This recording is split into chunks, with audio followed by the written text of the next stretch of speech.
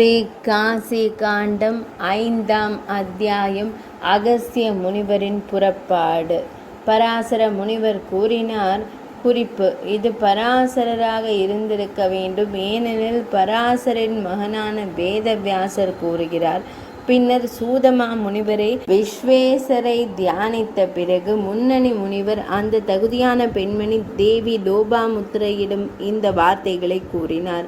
அழகான பெண்மணியே, எங்களுக்கு என்ன நேர்ந்தது என்று காணுங்கள். அந்த பணி எங்கே? துறவிகளின் பாதையை பின்பற்றுபவர்களான நாங்கள் எங்கே? அதாவது நாங்கள் அதை பற்றி கவலைப்படவில்லை. தேவேந்திரன் பல மலைகளின் இறக்கைகளை விளையாட்டுத்தனமாக வெட்டிவிட்டான். ஒரு மலையை பொறுத்தவரை அவனது சக்தி எவ்வாறு பயனற்றதாக இருக்க இயலும்? ஆசைகளை தூண்டும் கல்ப மரம் யாருடைய முற்றத்தில் இருக்கிறதோ அவர்தான் இடி முழக்கம் அவருடையது. ஆயுதம் 8 சித்திகள் அவரது வாசலில் காத்திருக்கிறார்கள். இப்போது அவர் தன் விருப்பத்தை நிறைவேற்ற ஒரு பிராமணரை கூறுகிறார். மலைகளானது காட்டு தீயால் குழப்பமடைந்து கலக்கமடைந்துள்ளன. அவரது வளர்ச்சியை தடுக்கும் நெருப்பு கடவுளின் சக்தி எங்கே சென்றது? இந்த தண்டு தாங்கிய இறைவன் யமன் அனைத்து உயிரினங்களையும் கட்டுப்படுத்துபவர். வெறும் பாறை பொருளான அவரை விந்திய மலை தண்டிக்க அவருக்கு தகுதி இல்லையா? ஆதித்யர்கள், வசுக்கள், ருத்ரர்கள், தூஷிதர்கள், மருத்துக்கள், விஷ்ணு தேவர்கள், தசரதர்கள், அஸ்வினி தேவர்கள் மற்றும் அங்குள்ள மற்ற சொர்க்கவாசிகள், ஒரு பார்வையில் அனைத்து உலகங்களும் விழுகின்றன. பகவானே, ஒரு மலையின் வளர்ச்சியை தடுக்க அவர்களுக்கு திறமை இல்லையா? காரணம் புரிந்து கொள்ளப்பட்டது. உண்மையை அறிந்த முனிவர்களால் பாடப்பட்ட காசியை பற்றிய ஞானமான கூற்று நினைவு கூறப்படுகிறது. முக்திக்காக ஏங்குபவர்கள் அவிமுக்தத்தை ஒருபோதும் கைவிடக்கூடாது. ஆனால் காசியில் வசிக்கும் நல்லவர்களுக்கு தடைகள் இருக்கும். பேரின்பம் கொண்ட பெண்ணே, அந்த தடை உடனடியானது. அது மிக பெரியது. விஸ்வேஷர் வெறுக்கிறார் என்பதால் அதை வேறு விதமாக செய்ய இயலாது. உண்மையில் காசி பிராமணர்களின் ஆசைகளால் அடையப்பட்டது. யார் அதை விட்டு வெளியேற துணிவார்கள்? அதை விட்டு வெளியேற துணிந்தால் கையில் வைத்திருக்கும் சுவையான துண்டை கொடுத்துவிட்டு தனது முழங்கையே நக்கும் குழப்பமான மனம் கொண்டவர் அவர். ஐயோ, நல்ல பலன்களை கொண்ட இந்த காசியை மக்கள் எப்படி முட்டாள்தனமாக விட்டு செல்கிறார்கள். மீண்டும் காசிக்கு திரும்புவது கடினம். ஒவ்வொரு முறை தண்ணீரில் மூழ்கும் போதும் குமிழ் போன்ற நீர் அல்லியின் வேர் போன்ற ஒரு சிறிய விஷயம் கூட கிடைக்குமா? காசிக்கு திரும்புவது அவ்வளவு எளிதானதா? எனவே ஒருவர் காசியை விட்டு வெளியேறி வேறு இடத்திற்கு செல்லலாகாது. காசி என்பது முந்தைய பல பிறவிகளில் பெற்ற பல புண்ணியங்களின் பலன் என்பதை மக்கள் பெரிய மனிதர்களிடமிருந்து கற்றுக்கொள்கிறார்கள். பல்வேறு சிரமங்களை சந்தித்த பிறகு அவர்கள் அதற்கு வருகிறார்கள். இருப்பினும் அவர்கள் வேறு இடத்திற்கு செல்ல விரும்பும் அளவிற்கு முட்டாள்களாக இருந்தாலும் அவர்கள் தானாக முன்வந்து பேரழிவை அல்லது நரகத்தை சந்திக்க தயாராக இருக்கிறார்கள். முழுமையான இருப்பை வெளிப்படுத்தும் காசி எங்கே? அதில் தங்குவதற்கு எதிரான செயல்பாடு எங்கே? அது எல்லா இடங்களிலும் துன்பத்தை ஏற்படுத்தாமல் இருக்க இயலாது. எனவே ஒரு விவேகமுள்ள மனிதன் வேறு இடத்திற்கு செல்ல மாட்டான். ஒரு ஆட்டின் வாய் தொண்டை வழியாக ஒரு பூசணிக்காய் செல்ல இயலுமா? அதேபோல் ஒரு ஞானியால் காசியை கைவிடுவது சாத்தியமற்றது. எந்த நேரத்திலும் இறக்கக்கூடிய ஒரு மனிதன் வேதங்களாலும் சிவபெருமானாலும் வெளிப்படுத்தப்பட்ட காசியை விட்டு எப்படி வெளியேற இயலும்? அந்த மனிதனின் தகுதி நிச்சயமாக குறைந்து விட்டதாக என் மனம் கூறுகிறது. அவர் அதை விட்டு சென்றால் ஒரு மனிதன் இறக்கும் அளவிற்கு நோய்வாய்ப்பட தேவையில்லை என்றால் அது அனைத்து வகையான உயிரினங்களுக்கும் வாழ்க்கையின் 4 நோக்கங்களையும் அடைவதில் உதவும் காசியை அவர் விட்டுவிடலாம். மேலும் அது காமம் இல்லாத ஒருவரின் தகுதியின் நிறைவாகும். வேறு யாரையும், அதாவது நோயாளி, விட்டு செல்ல முயற்சிக்காது. விடுதலை பெற்ற ஆன்மாக்கள் காசியை விட்டு வெளியேறுவதில்லை. காசி அனைத்து வகையான பாவங்களையும் அழிக்கிறது. அது தெய்வங்களால் கூட அணுக முடியாதது. அது கங்கை மூலம் சிறந்த வற்றாத நீரை கொண்டுள்ளது. அது உலக இருப்பின் கயிற்றை உடைக்கிறது. அது ஈசனாராலும் அன்னை பார்வதி தேவியாலும் ஒருபோதும் விடப்படுவதில்லை. இது முத்து என்னும் முத்துவின் வளர்ச்சிக்கு ஒரு சிற்பி ஓடு போல செயல்படுகிறது. மேலும் அது பேரின்ப மீட்பின் உருவகமாகும். மனிதர்களே, நீங்கள் அதிகப்படியான பாவங்களால் மூழ்கடிக்கப்பட்டு விதியால் அல்லது உங்கள் சொந்த துரதிருஷ்டத்தால் ஏமாற்றப்பட்டு மிகுந்த உழைப்பு மற்றும் துன்பத்திற்கு பிறகு நீங்கள் அடைந்த காசியை விட்டு வெளியேறிய பிறகு வேறு இடத்திற்கு செல்ல முயற்சிக்கிறீர்களா?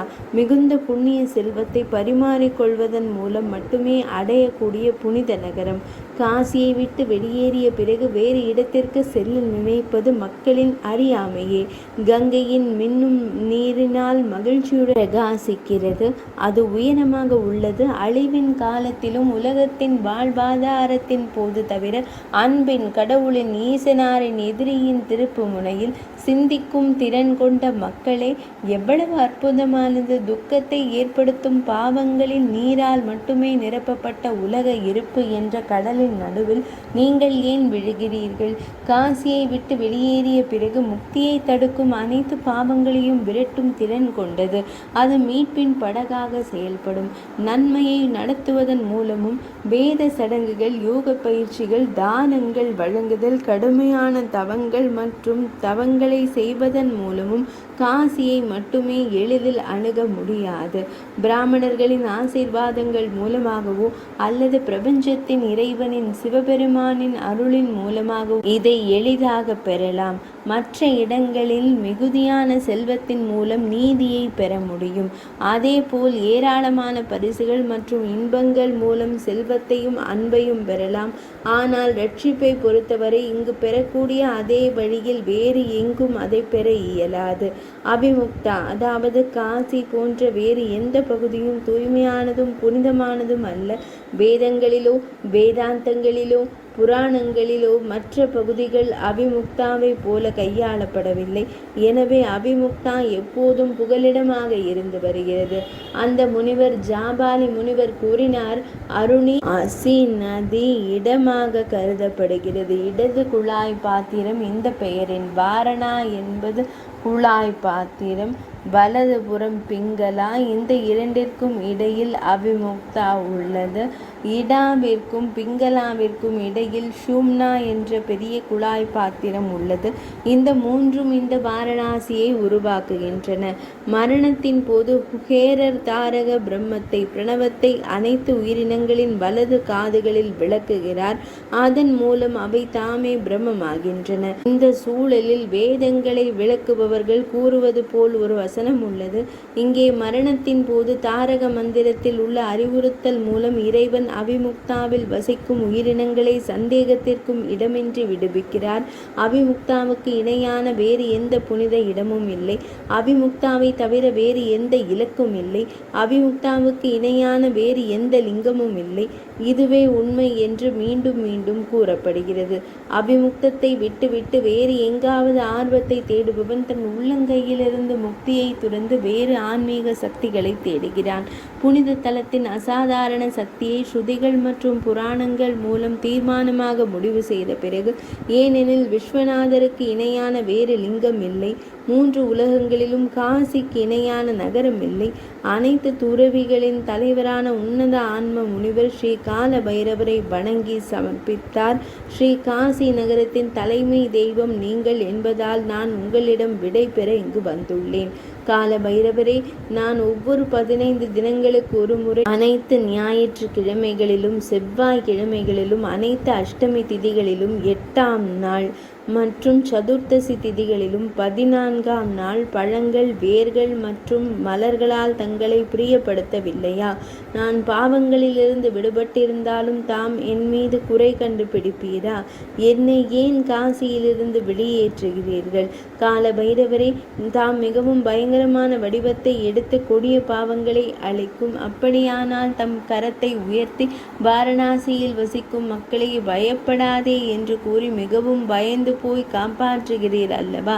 யக்ஷராஜரே, ஒரு தடியுடன் ஆயுதம் ஏந்திய பூர்ணபத்ரரின் மகனே, சந்திரனை போன்ற கவர்ச்சிகரமான வடிவத்தை கொண்டவரே, சிறந்தவரே, காசிவாசிகளின் பாதுகாவலரே, தவத்தால் ஏற்படும் அனைத்து துன்பங்களையும் தாம் அறிவீர்கள். என்னை ஏன் காசியிலிருந்து வெளியேற்ற வேண்டும்? தாமே உணவை கொடுப்பவர், தாமே உயிரை கொடுப்பவர், தாமே அறிவை கொடுப்பவர், தாமே ரட்சிப்பை கொடுப்பவர். பின்னப்பட்ட முடிகளின் கொத்துக்கள் மற்றும் முன்னணி பாம்புகளின் மாலைகள் மூலம் மக்களுக்கு இறந்த பிறகு இறுதி அலங்காரங்களை வழங்குகிறீர்கள். உங்கள் உதவியாளர்கள் பெயர் பெற்ற சமபிரமா மற்றும் உத்பிரமா இங்கு வாழும் மக்களின் வாழ்க்கை வரலாறு விவரங்களை கருத்தில் கொள்வதில் நிபுணர்கள். அவர்கள் தீயவர்களின் மனதில் பெரும் குழப்பத்தை ஏற்படுத்தி அவர்களை உடனடியாக இந்த புனித இடத்திலிருந்து விரட்டுகிறார்கள். துண்டி விநாயகரே, என் வார்த்தைகளை கேளுங்கள். நான் ஒரு உதவியற்ற மனிதனைப் போல முணுமுணுக்கிறேன். அனைத்து தடைகளும் உங்கள் கட்டுப்பாட்டில் உள்ளன. நான் தீய செயல்களை செய்த மனிதனைப் போலே எங்கே தங்குகிறேனா? எனவே தடைகள் வழியாக என்னை விரட்டாதீர்கள். இந்த 5 விநாயகர்கள், அதாவது சிந்தாமணி, கபர்த்தின் 2 அக்ஷகர்கள் மற்றும் சித்தி விநாயகர், இவர்கள் கேளுங்கள். நான் யாரையும் அவதூறாக குறிப்பிடவில்லை. நான் யாருடைய நலனையும் புண்படுத்தவில்லை. மற்றவர்களின் சொத்து அல்லது மனைவியின் மீது எனக்கு பேராசை இல்லை. பிறகு ஏன் இந்த பாதகமான உச்சம்? கங்கையை நான் 3 முறை ஒவ்வொரு தினமும் நாடினேன். ஸ்ரீ விஸ்வநாதத்தை நான் எப்போதும் வழக்கமாக பார்வையிடுகிறேன். ஒவ்வொரு பண்டிகை சந்தர்ப்பத்திலும் மத ஊர்வலங்கள் மற்றும் யாத்திரைகளில் நான் கலந்து கொண்டிருக்கிறேன். அப்படியானால் இந்த உச்சம் ஏன் தடைகளை ஏற்படுத்துகிறது? அன்னை விசாலாட்சி தாயே, பவானி தேவியே, மங்களா தேவியே, ஜேஷ்டா தாயே, ஈஷி தேவியே, சௌபாக்கிய விதான சுந்தரி அன்னையே, அழகிய தெய்வம், அனைத்து உடல் மகிழ்ச்சியையும் குறித்து பேசுகிறேன். விஸ்வே விதே, பன்முகத்தன்மை கொண்டவரே மற்றும் காசியில் உள்ள பிற தெய்வங்களே, பிரபஞ்சத்தை விழுங்குபவரே, தங்களுக்கு வணக்கம். ஸ்ரீ சித்ரகந்தா, விகாதா, துர்கிகா இவர்கள் அனைவரும் காசியில் உள்ள தெய்வங்கள். காசியில் இந்த தெய்வங்கள் என் சாட்சிகள். அவர்கள் கேட்கட்டும். நான் என் சொந்த நலனுக்காக இந்த இடத்தை விட்டு செல்லவில்லை. கடவுள்களால் நான் கேட்டுக்கொள்ளப்பட்டதால் தான் நான் இதை செய்கிறேன். மற்றவர்களுக்கு உதவுவதற்காக என்ன செய்யப்படவில்லை? முன்பு ததீச்சி முனிவர் தனது எலும்புகளை கொடுக்கவில்லையா? பலி 3 உலகங்களையும் வேண்டுபவருக்கு, வாமன மூர்த்திக்கு கொடுக்கவில்லையா? மகாபலி சக்கரவர்த்தி தானம் செய்யவில்லையா? மதுவும் கைடவரும் தங்கள் தலைகளை ஸ்ரீ மகாவிஷ்ணுவிற்கு கொடுக்கவில்லையா? தார்கியன், கருடன் ஸ்ரீ மகாவிஷ்ணுவின் வாகனமாக ஆனார். அந்த முனிவர் குழந்தைகள், முதியவர்கள் உள்பட அந்த இடத்தில் வசிக்கும் அனைத்து முனிவர்களையும், புல், கொடிகள் மற்றும் அனைத்து மரங்களையும் விட்டு விடை பெற்றார். பின்னர் அவர் நகரத்தை சுற்றி வந்து புறப்பட்டார். அனைத்து நல்ல சகுனங்களும் அங்கு இருக்காது. மேலும் அவர் ஒரு தாழ்வான பாதையில் கூட செல்ல வேண்டி இருக்கலாம். சந்திர முகடு கொண்ட இறைவனை தரிசித்த பிறகு ஒரு மனிதன் புறப்பட்டால் அவர் நிச்சயமாக தனது நோக்கத்தை நிறைவேற்றுவார். காசியில் புல், மரங்கள் மற்றும் வேலிகள் சிறந்தவை. அவை பாவம் செய்வதில்லை, வேறு எங்கும் நகராது. நடமாடும் உயிரினங்களில் நாம் முதன்மையானவர்கள். ஆனால் இன்று காசியை விட்டு வெளியேறும் நமக்கு கேடு. நீராடிய பிறகு அவர் ஆசையின் நீரால் தனது வாயை மீண்டும் மீண்டும் சுத்தம் செய்தார். பின்னர் முனிவர் சுற்றிலும் உள்ள மாளிகைகளின், அதாவது ஆலயங்களின் வரிசைகளை பார்த்து கூறினார், என் கண்களே, காசியை மகிழ்ச்சியுடன் நேராக பாருங்கள். தாம் எங்கே இருக்கிறோம்? இந்த நகரம் எங்கே? ஐயகோ, காசியை மீண்டும் பார்ப்பது மிகவும் கடினம். வெளிப்புற ஓரங்களில் சுற்றி திரியும் ஆவிகளின் குழுக்கள் இப்போது அவர்கள் விரும்பியபடி சிரிக்கட்டும். கைகளை தட்டி ஒருவருக்கொருவர் கைகளை பற்றி கொள்ளட்டும். நான் காசியை விட்டு வெளியேறுகிறேன். ஒரே நன்மைகளின் கூட்டத்தை விட்டு செல்கிறேன். இவ்வளவு அதிகமாக புலம்பிய பிறகு அவருக்கு துணையாக அவரது மனைவி இருந்த போதிலும் அந்த கிரௌஞ்ச பறவைகளைப் போல முன்பு வால்மீகி முனிவரின் முன் அகஸ்திய முனிவர் பிரிந்து செல்வது போல் ஒரு பெரிய மயக்கத்தில் விழுந்து, ஐயோ காசி காசி, மீண்டும் வந்து என்னை பாருங்கள். அவர் சிறிது நேரம் நின்று கூறினார், சிவபெருமானே, ஈசனாரே, சிவனே, அன்புள்ள மனைவியே, நாம் செல்வோம். உண்மையில் அந்த சொர்க்கவாசிகள் மிகவும் கடினமானவர்கள். 3 உலகங்களுக்கும் மகிழ்ச்சியை வழங்க தகுதியான மதனை 3 கண்களை கொண்ட இறைவனிடம் அனுப்பிய பிறகு அவர்கள் என்ன செய்தார்கள் என்பது உங்களுக்கு நினைவிருக்கிறதா?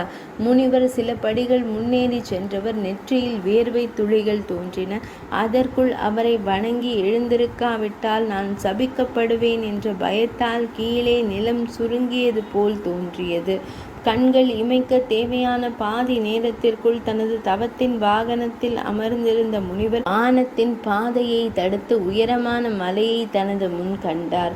முனிவர் தனது மனைவியுடன் தனது முன் நிற்பதைக் கண்டதும் மலை நடுங்கியது. இல்வலனின் சகோதரனான பாதாபியை அழித்த முனிவர் இறுதி அழிவின் போது 3 அக்னி தீ பிழம்புகளுடன் நெருப்பை போல எரிவது போல தோன்றினார். ஒன்று காசியிடமிருந்து பிரிந்ததிலிருந்தும் மற்ற 2 தவத்தின் சக்தியிலிருந்தும் முனிவரின் கோபத்திலிருந்தும் எழுந்தன.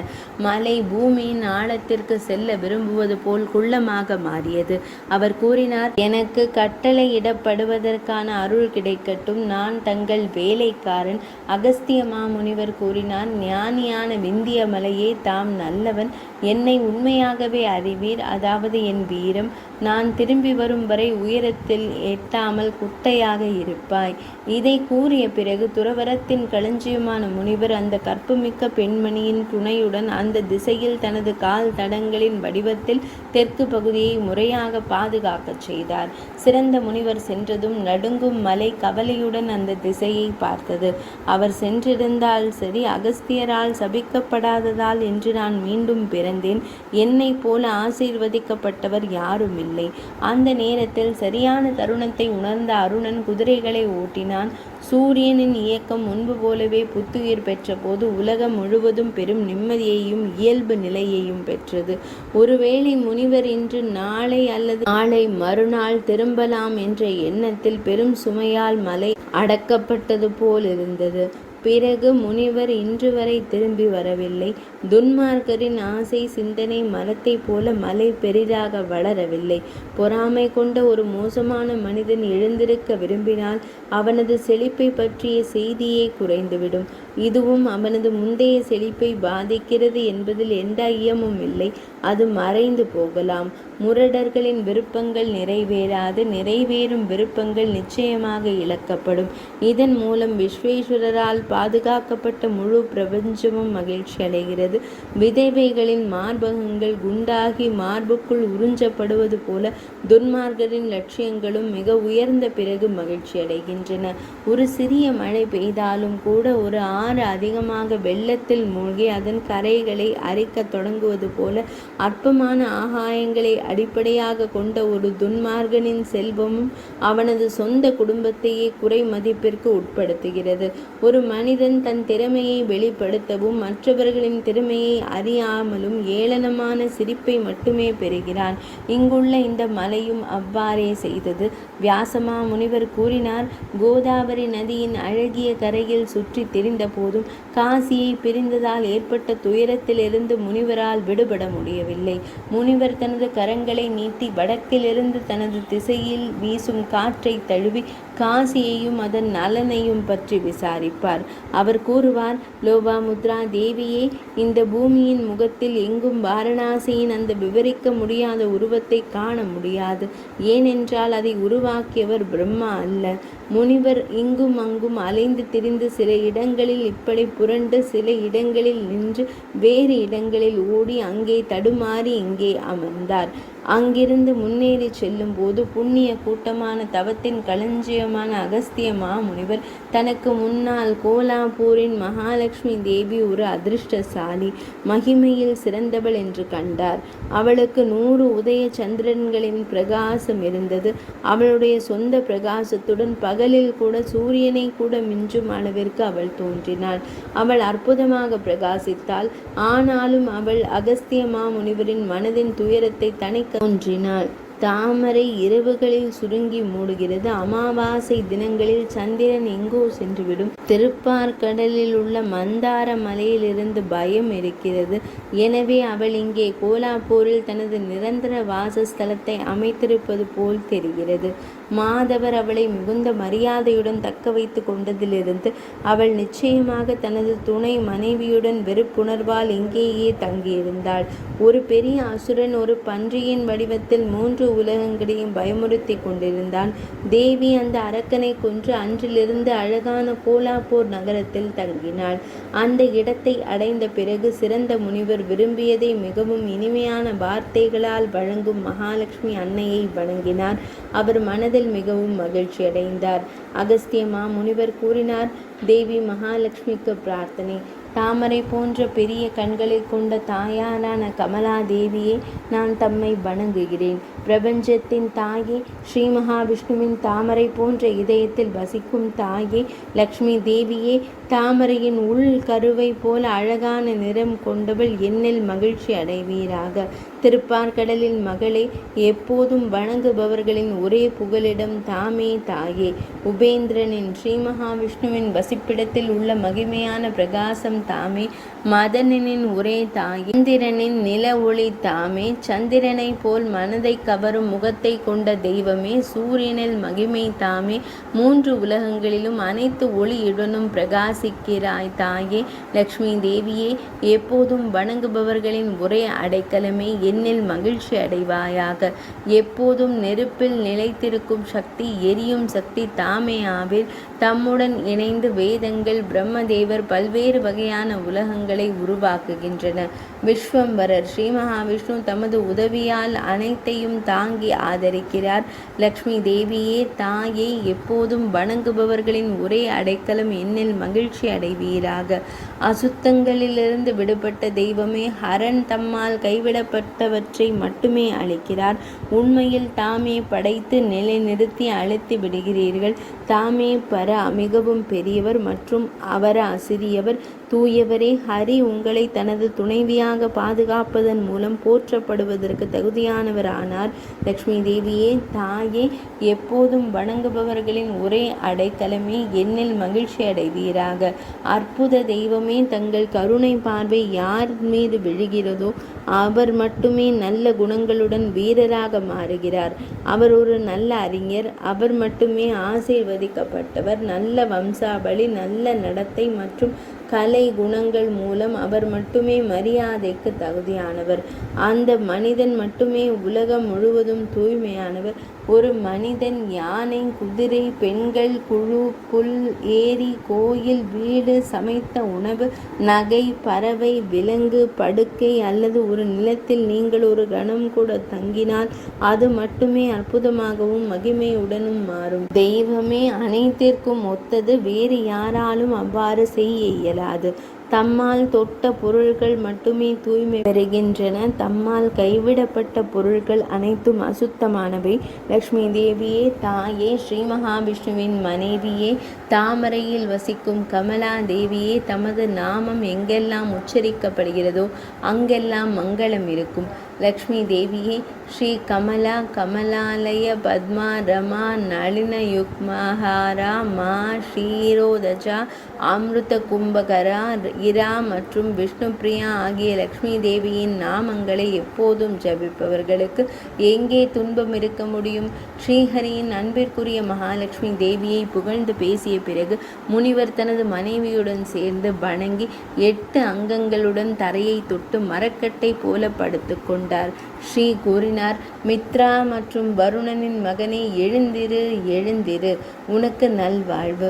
மங்களகரமான புனித சபதங்களை செய்த கற்புமிக்க பெண்மணி லோபமுத்ரா, எழுந்திரு. இந்த புகழில் நான் மகிழ்ச்சி அடைகிறேன். உன் இதயத்தில் உள்ள நேசத்திற்குரிய ஆசை அது எதுவாக இருந்தாலும் அதை கோரட்டும். மிகவும் அதிர்ஷ்டசாலி இளவரசி, மாசுபாடுகள் இல்லாமல் இங்கே அமருங்கள். அசுரனின் கோலா ஆயுதங்களிலும் ஏவுகணைகளாலும் எரிக்கப்பட்ட என் உடலை உன் அவயவங்களின் இந்த குணங்களாலும் உன் புனித சபதங்களாலும் சிறிது தணிக்க தெரிவிக்க விரும்புகிறேன். இதை கூறிய பிறகு ஸ்ரீஹரியின் அன்பு மனைவி முனிவரின் மனைவியை தழுவினாள். அன்பினால் அவள் தாம்பத்திய மகிழ்ச்சியை குறிக்கும் பல அலங்காரங்களால் அவளை அலங்கரித்தாள். மீண்டும் அவள் கூறினாள், முனிவரே, உங்கள் இதயத்தை துன்புறுத்தும் காரணத்தை நான் அறிவேன். காசியை பிரிவதால் ஏற்படும் துக்கத்தீ உண்மையில் அனைத்து உணர்வுள்ள உயிரினங்களையும் எரிக்கிறது. முன்பு அந்த பகவான் விஸ்வேஸ்வர் மந்தாரத்திற்கு சென்றபோது காசியை பிரிந்ததால் அவருக்கும் இதே போன்ற ஒரு நிலை ஏற்பட்டது. அந்த காசி முழு விவரங்களையும் அறிய திரிசூலம் தாங்கிய இறைவன் பிரம்மதேவர், கேசவர், அவரது உதவியாளர்கள் கணேஸ்வரர் மற்றும் தேவர்களை நியமித்தார். இப்போதும் அவர்கள் அனைவரும் காசியின் நல்ல குணங்களை பற்றி சிந்தித்து சுற்றித் திரிகிறார்கள். அதை போன்ற வேறு எந்த நகரமும் இல்லை. அந்த நகரம் எங்கே இருக்கிறது? இதை கேட்டதும் மிகவும் அதிர்ஷ்டசாலியான முனிவர் வணங்கி ஸ்ரீதேவியிடம் கூறலானார். பக்தி மிகுந்த பின்வரும் வார்த்தைகள்: எனக்கு ஒரு வரம் கொடுக்கப்பட வேண்டும் என்றால், நான் ஒரு வரத்திற்கு தகுதியானவன் என்றால், வாரணாசிக்கு திரும்ப எனக்கு ஒரு வாய்ப்பு கிடைக்கட்டும். இது எனது வரம். நான் இயற்றிய இந்த ஜபத்தை எப்போதும் தம் மீது பக்தியுடன் வாசிப்பவர்கள் துன்பத்தாலும் வறுமையாலும் ஒருபோதும் பாதிக்கப்படலாகாது. அவர்கள் நேசிப்பவர்களிடமிருந்து பிரிக்கப்படக்கூடாது. அவர்களின் சொத்துக்கள் அழிக்கப்படக்கூடாது. எல்லா இடங்களிலும் வெற்றி ஏற்படட்டும். அவர்களின் சந்ததியினரின் வரிசையில் எந்த இடைவெளியும் ஏற்படக்கூடாது. ஸ்ரீதேவி கூறினார், முனிவரே, எல்லாம் தாங்கள் கூறியது போல் இருக்கட்டும். இந்த ஜபத்தை ஓதுவதால் என் இருப்பு ஏற்படும். அலக்ஷ்மி, துரதிருஷ்டம் அல்லது செழிப்பின்மை, காலகர்ணி என்ற அரக்கி அவர்களின் இல்லத்திற்குள் நுழையக்கூடாது. பசுக்கள், குதிரைகள் மற்றும் பிற விலங்குகளின் துன்பங்களை அடக்குவதற்காக எப்போதும் இந்த ஜபத்தை மீண்டும் செய்ய வேண்டும். இந்த பிரார்த்தனையை பூர்ஜா மரத்தின் இலையில், அதாவது பட்டையில் எழுதி கழுத்தில் கட்ட வேண்டும். இது தீய கிரகங்கள், பால கிரகம் போன்றவற்றால் தாக்கப்பட்ட குழந்தைகளுக்கு சாந்தி, அமைதியான நிவாரணம் அளிக்கிறது. இது என் சொந்த பீஜத்தை விட பெரிய ரகசியம். இது கவனமாக பாதுகாக்கப்பட வேண்டும். நம்பிக்கை இல்லாதவருக்கு இதை கற்பிக்கலாகாது. இதை அவசரமாக கூறக்கூடாது. சிறந்த பிராமணரை, இன்னொரு விஷயத்தை மேலும் கேளுங்கள். எதிர்காலத்தில் 29வது துவாபர யுகத்தில் பிராமண முனிவரே, நீங்கள் வியாசராவீர்கள். அது உண்மைதான். அந்த நேரத்தில் நீங்கள் வேதங்களை வகைப்படுத்தி புராணங்களையும் புனித நடைமுறைகளையும் கற்பிப்பீர்கள். பின்னர் தாங்கள் வாரணாசியை அடைந்து தமது அனைத்து ஆசைகளையும் நிறைவேற்றுவீர்கள். இப்போது நான் தமக்கு நன்மை பயக்கும் ஒன்றை குறிப்பிடுவேன். அதன்படி செயல்படுங்கள். சிறிது முன்னோக்கி சென்ற பிறகு முன்னால் நிற்கும் ஸ்கந்த பகவானை தரிசிக்கவும். சிவபெருமான் அவருக்கு கூறியது போலவே ஆறுமுக கடவுள் வாரணாசியின் ரகசியத்தை தங்களுக்கு முறையாக கூறுவார். அது உங்களுக்கு திருப்தியை தரும். பிராமண முனிவரே, இவ்வாறு வரம் பெற்ற பிறகு அகஸ்திய மாமுனிவர் அன்னை மகாலட்சுமியை வணங்கி துதித்து மயில் வாகனம் ஓட்டிய குமரர் இருந்த இடத்திற்கு சென்றார். 5ஆம் அத்தியாயம் நிறைவடைந்தது.